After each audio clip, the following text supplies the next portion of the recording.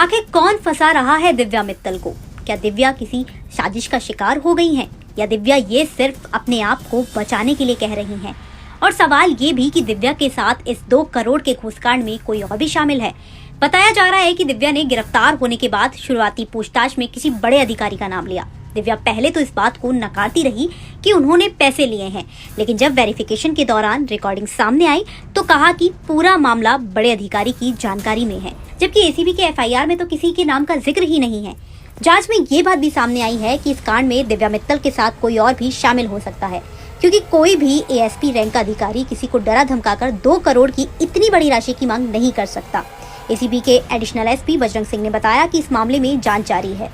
जो रिपोर्ट मिली है और रिपोर्ट के बाद में कार्रवाई चल रही है। तो आपने मतलब रिश्वत नहीं ली, मांगी? नहीं मांगी। ये सिर्फ ड्रग माफिया का पूरा रैकेट है ताकि मेरे यहाँ से फाइल हट जाए, क्योंकि मैं उनको लगातार क्रैक करती जा रही हूँ। भाई आप इन्वेस्टिगेशन कर रहे हो यार, आप नहीं आप इन्वेस्टिगेशन कर रहे हैं यार, ये क्या बात हुई? मिली है और रिपोर्ट के बाद में कार्रवाई चल रही है। अभी कुछ नकदी वगैरह कुछ बरामद हुआ?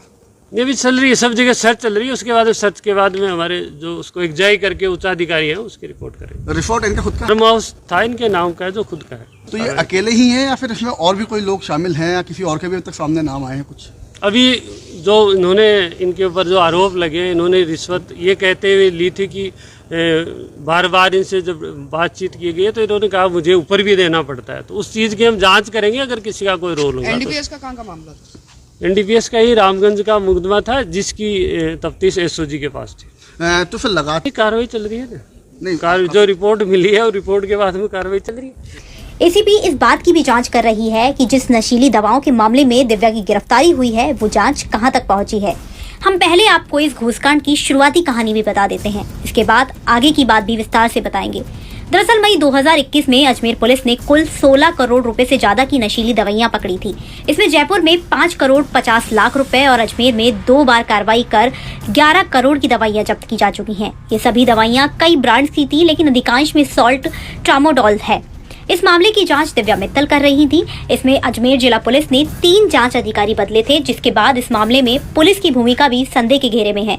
फ्लैट में जांच के दौरान दिव्या लगातार कहती रही कि नशीली दवा तस्करी के मामले में ड्रग माफिया को पकड़ने के चलते उनके खिलाफ साजिश की जा रही है। बताया जा रहा है कि नशीली दवा तस्करी के मामले में हरिद्वार की फार्मा कंपनी के मालिक को गिरफ्तार करने की एवज में बर्खास्त पुलिसकर्मी सुमित कुमार के जरिए दिव्या ने 2 करोड़ रुपए की घूस मांगी थी। परिवादी का कहना है कि जब उसने घूस की रकम को कम करने को कहा तो दिव्या ने कहा, ये कोई बनिए की दुकान नहीं है, रुपए अकेले मेरे लिए नहीं है, उन्हें ऊपर तक रुपए देने होते हैं। परिवादी का ये भी कहना है कि उसका इसके अंदर कोई दोष नहीं है। उसने बताया कि जब मैं नशीली दवा तस्करी मामले में जांच अधिकारी दिव्या मित्तल के पास गया तो उन्होंने मुझसे कहा, आप उदयपुर की तरफ आ जाओ, आपके पास एक फोन आएगा, उसके अनुसार वहां चले जाना। थोड़ी देर में निकलते ही फोन आया और उसके बाद मैं उदयपुर के लिए रवाना हो गया। वहां मुझसे 2 करोड़ रुपए की मांग की गई। असमर्थता जाहिर करने पर डरा धमकाकर 1 करोड़ रुपए से कम नहीं होने की बात कही गई। यहाँ से लौटकर मैंने एसीबी को रिपोर्ट दी। पहली किस्त के रूप में परिवादी 25 लाख रुपए देने वाला था और एसीबी भी जाल बिछा चुकी थी। तभी दलाल को इसकी भनक लग गई और वो नहीं आया। ट्रैप फेल होने पर एसीबी ने अदालत से वारंट लेकर अजमेर एसओजी की एडिशनल एसपी दिव्या मित्तल के ठिकानों पर सोमवार को छापेमार कार्रवाई की। घूसखोरी के मामले में एसीबी ने अजमेर के अलावा उदयपुर, झुंझुनू और जयपुर में सर्च अभियान चलाया था।